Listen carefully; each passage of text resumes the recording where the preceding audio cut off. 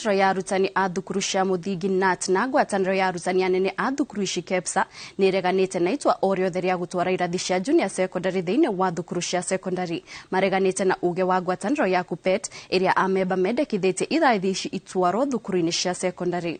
Ciama ici cierĩ ciugĩte kũringana na ndurumeni ĩrĩa maikĩtie nĩ monete mathomo kũrĩ arutwo aya nĩ maratwarithio o wega, makĩũria TSC kwandĩka arutani makĩria nĩguo gũtwarithia mathomo hatarĩ gĩgatithio.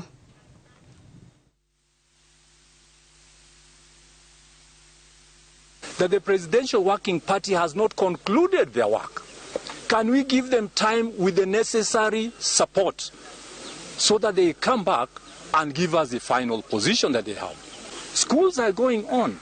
Nobody should believe that in primary schools, teachers cannot handle the junior secondary. I think the team in primary schools, if you can go down memory lanes, there's a group of teachers, over 30,000, who had qualified to be secondary school teachers with up to first-class degrees. And learning has taken off.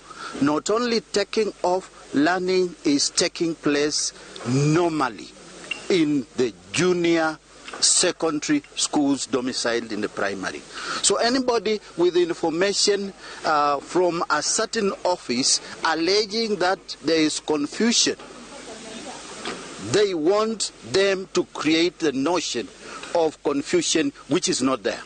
We are happy that now the program, the corridor within the ministry has come back the way it was there before, and the way we are observing is that it's like COVID has gone down. We are not saying that it's not there, but the way we are observing, somehow it has gone down, and that's why we are free now to say that the program is